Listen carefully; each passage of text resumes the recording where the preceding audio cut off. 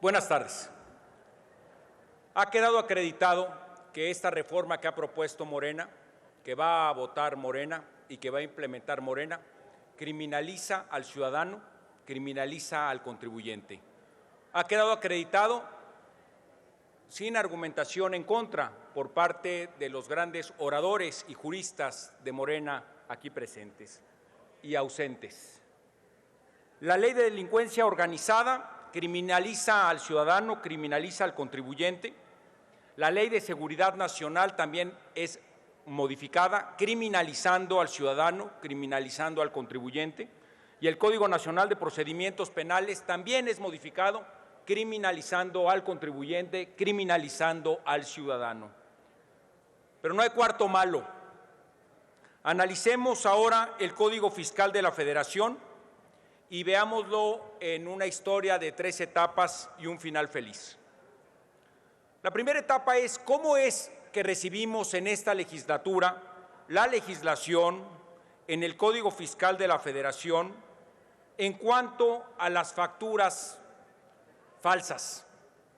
Y esto es relevante porque cuando nosotros lo recibimos, el artículo 113 establecía que se impondrá una sanción de 3 meses a 6 años de prisión a quien expida, adquiera o enajene comprobantes fiscales que se amparen en operaciones inexistentes, falsas o actos jurídicos simulados. Así lo decía el artículo 113 del Código Fiscal de la Federación cuando nosotros llegamos a conformar esta legislatura. Sin embargo, hubo una propuesta de reforma a este artículo del Código. Lo propuso la senadora María Guadalupe Covarrubias de Morena, de Tamaulipas, y se presentó aquí en la Cámara de Diputados, una vez aprobada en el Senado, con una modificación interesante. Ese artículo 113 establecía que efectivamente se mantendría una sanción de 3 meses a 6 años para quien adquiera comprobantes fiscales que amparen operaciones inexistentes, falsas o jurídicamente simuladas, para quien lo adquiera.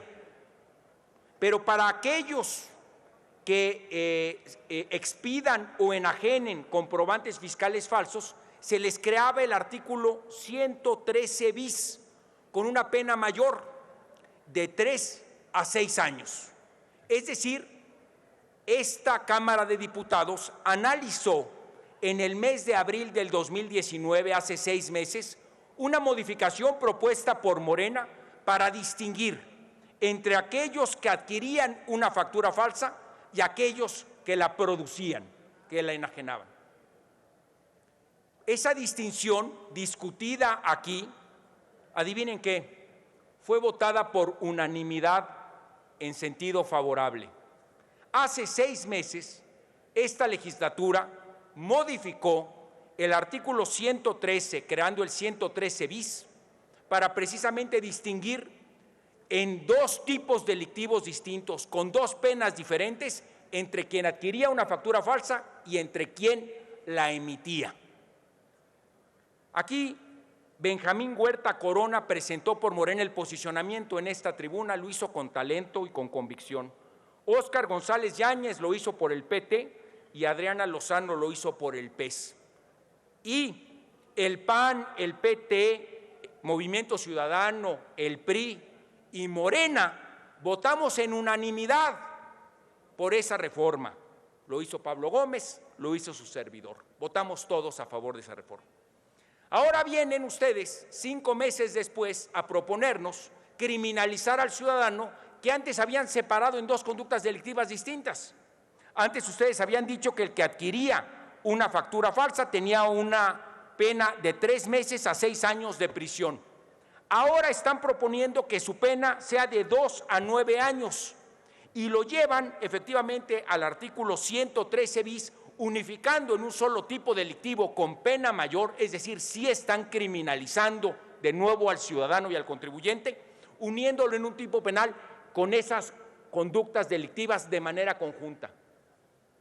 ¿Qué pruebas tienen empíricas para que hace 5 meses aquí de manera convincente ustedes propusieran separar las dos conductas delictivas, dejando con menos pena al que adquiere una factura falsa y estableciendo una pena mayor a quien la vende, para que ahora 5 meses después, a una reforma que se aprobó aquí por unanimidad, digan que no, que hay que volverlos a juntar en el 113 bis y a incrementar la pena de manera considerable para todos por igual.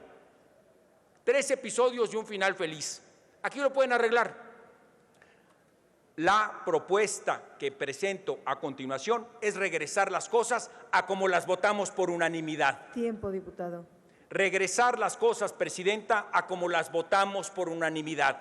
Distinguir las dos actividades y establecer un tipo de pena menor para quienes la compran de quienes la emitan, como ustedes lo propusieron hace 5 meses y como se votó aquí por unanimidad a propuesta suya. No hay argumento para que digan que no. Concluya, por favor. Nada en el dictamen dice que cambiaron de opinión, ninguna razón.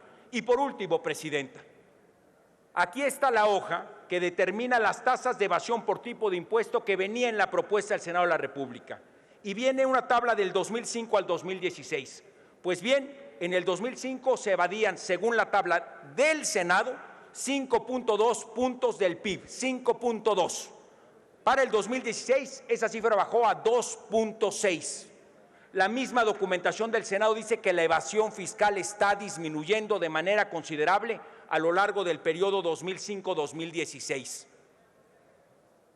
En consecuencia, señores y señores, final feliz, acepten esta propuesta y regresen las cosas a como las votamos de manera unánime hace 5 meses. De lo contrario, son unos contradictorios. Muchas gracias. Consulte la Secretaría de la Asamblea en votación económica.